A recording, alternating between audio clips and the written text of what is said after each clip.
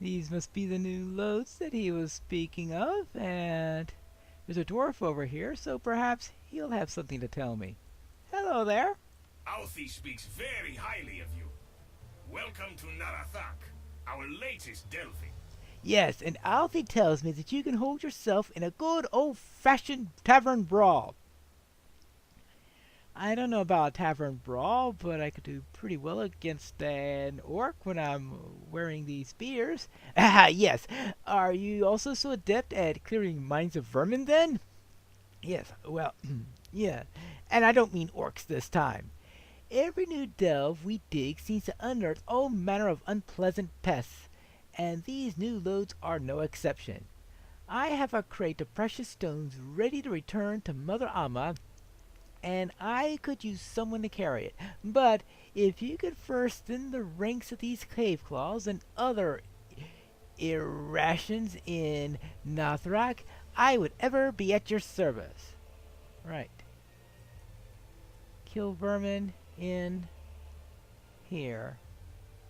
Well, yep. Nothing changes. Good thing I brought a spear along. Oh, yeah, there's a cave claw there. Well, let's see if it works. Good.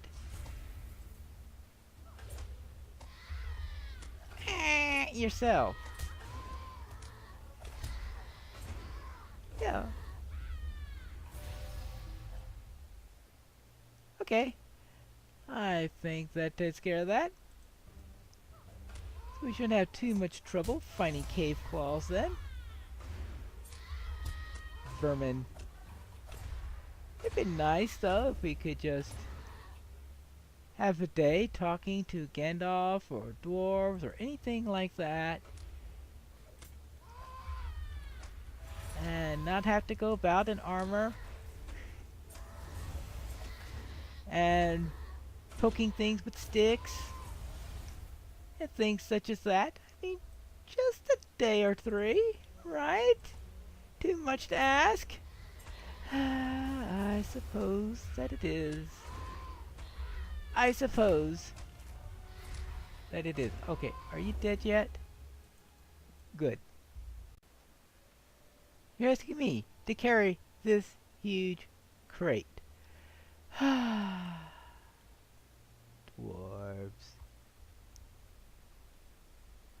Let's go this way and see if I could find Mother Amma again. All the way across from one side to the other. This has been a long way. Now, where are they? Ah, there you go. I have a necklace that needs delivering. Finally crafted necklace. Okay. Finally crafted necklace, and where does it need to go? To Erfith in the west side of the dwelling halls. Right, to the west side. I think this is the address. Ah, hello. I had heard a rumor that the gem cutters might leave Erebor in disgrace. I had expected the delivery to come from one of the gem cutters themselves, but so long as I have the piece I requested, I suppose it is worth no complaint.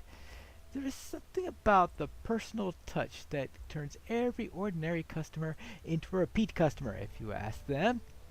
But apparently, that is not something everyone believes unless...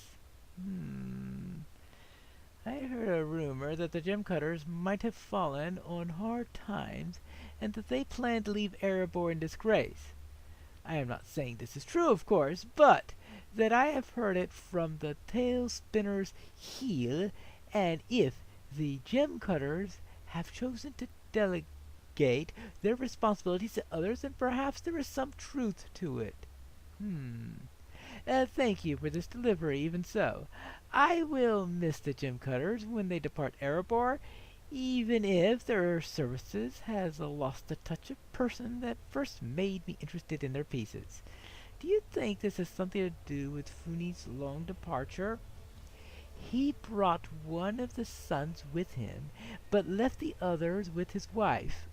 I heard that Heel and they might rejoin him and start a new life away from the Misty Mountains, but I don't know that I believe that part of it. Well,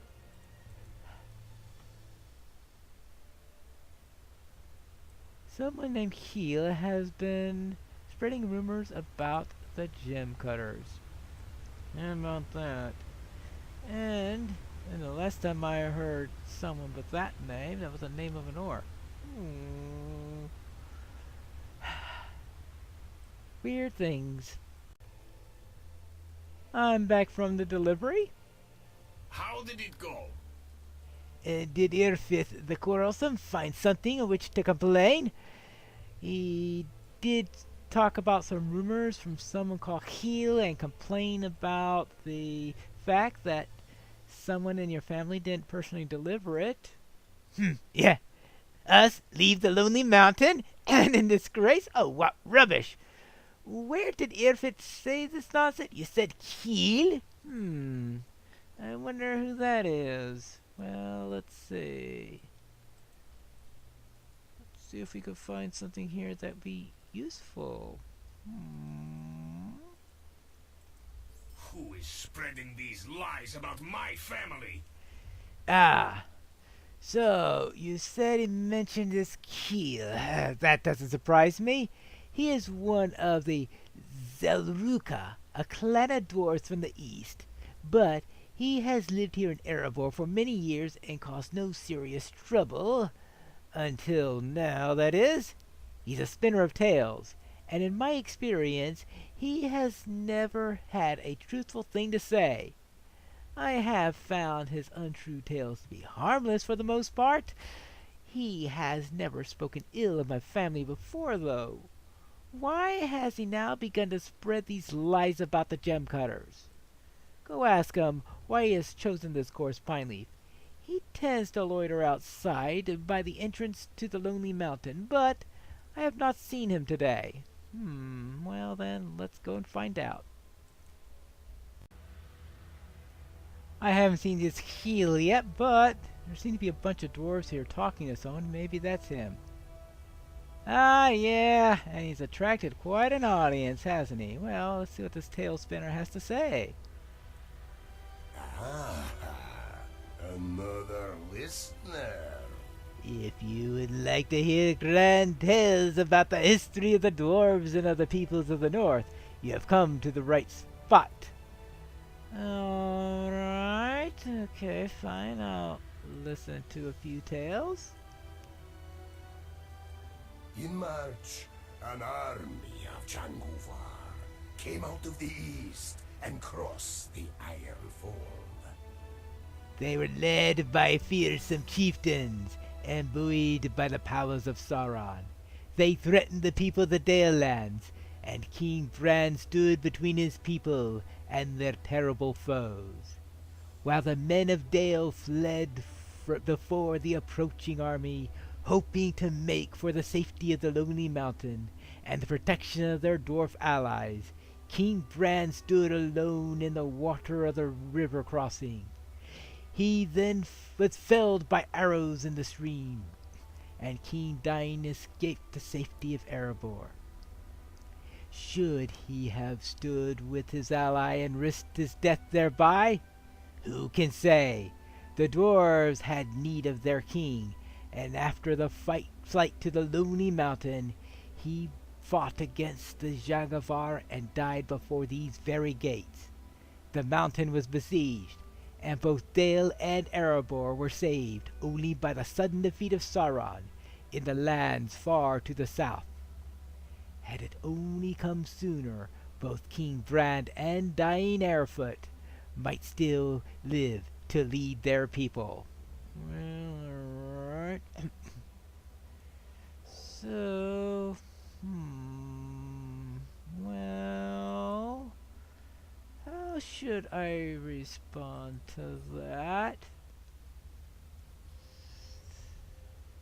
Well, uh, well, alright. Okay, go on. Yes, I remember the last moments of them, reasonably close at least. There is no shortage of tales from the Battle of Vale and the siege of the Lonely Mountain. Yeah, there are quite a few tales. Have you heard tell of the great furnace the Jaguar built by Raven Hill? A frightened construction of pipes and valves it was, with wings of red leather extending above in mimicry of the dragon Schmog. None can say for certain what powered the terrible device, but I heard from some who saw it that the furnace contained a fire grim of unsurpassing heat. Metal pipes carried noxious fumes from the device to the channels in the stone. The Jangavar believed they could fill the lonely mountain with smoke and force the dwarves to flee from their well-protected fastness. You may scoff, but friends of mine saw this device with their own eyes. It was destroyed by a small group of canny dwarves who manipulated the valves and prevented too much smoke from entering the mountain. They shut down the machine and defeated the Fire Grim, if such it was. Truly, there was enough bravery to go around that day. Even if some do not believe the tale, I assure you it was true. Well, that does sound a bit strange, a bit confusing. Unfortunately, I was in at the gates of Mordor at the time, so I can't say whether it's true or not. Yeah. Well, what else? Hearken now to a tale of the distant past. These stories are of recent vintage, it is true. Hearken now to the tale of the distant past. A tale that grows in mystery and allure with every passing decade. More than 6,000 years ago, the land shook with a great calamity, and the home of my people was riven with great cracks and torn asunder. The beautiful hall of torrents in the distant east collapsed, and thousands of my people were slain. The Zaruka became a wandering people, and were turned away by all their neighbors. But King Durin II, who ruled in Khazad-dûm, heard of their plight and showed mercy to the wanderers. He bade them travel to the Grey Mountains, and promised a place where he made them in Gundabad. King Turuz and Zaruka began a great march across the northern lands, and stayed for a time helping the Longbeards of the Iron Hills repair their own damaged halls. When Zaruka again departed to Gundabad, they parted as friends and promised a healthy trade partnership when they came to their new home. But they never arrived in Gundabad. King Taruz and the Zaruka disappeared in the Grey Mountains, and no trace of them was ever found. King Dirin and his son Borin sent several companies of dwarves to search for them, but to no avail. After 7 times 7 years, the Longbeards gave up the search. And yet, one of the Zaruka survived. His name was Gurik, and he appeared without warning at the gates of Gundabad, half-starved and raving mad. He told a confused tale of what had befallen his people, and they came across a stream that flowed out of the high mountain and gleamed like silver.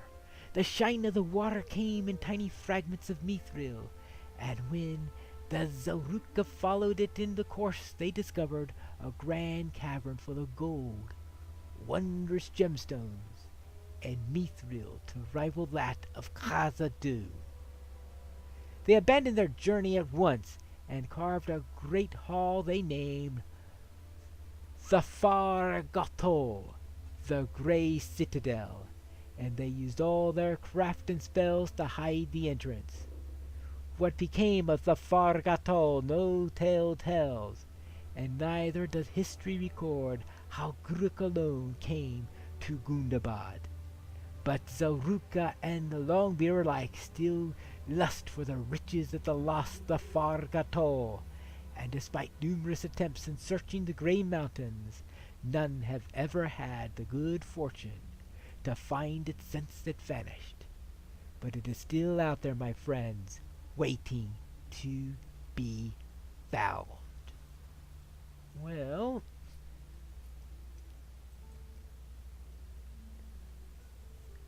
don't know if it's true or not, but it is definitely, yes, a good legend. And 6,000 years ago is certainly far enough back that one could excuse legendary license for it. Imagine the treasures that must await within Lost the Fargatol, if it could be found. The promise of finding lost Fargador has long moved the hearts of dwarves. Yes, both of Longbeard's and Zoruka, and they will go adventuring among the dangerous mountains, disturbing worm and orc alike. But none have returned from such a journey with news of its whereabouts. It has attained the air of mystery and of dread, and some dwarves have chosen less daring pursuits, if less rewarding. That is the case of the Gem Cutters, a long-beard family whose jewelry has achieved them some renown amongst the folk of the Lonely Mountain. In recent months their craft has fallen somewhat, and Foony Gemcutter has had to leave his wife and two of his sons behind while he seeks some means of recovering their fortunes. I heard he traveled beyond the Misty Mountains and over long in returning, which causes his wife to worry. If he does not return soon and with good tidings of new fortune, she will be forced to abandon their home and set out from the Lonely Mountain in disgrace. It is a shame, but such things have been happening more and more often in these difficult days. Yeah. Well, I'm not too sure I agree with that bit. Well, I only know what I've heard, my friend. It is not so hard to believe, is it? I speak only the truth, and I bristle at the suggestion that my stories are anything but honest. Right. Well...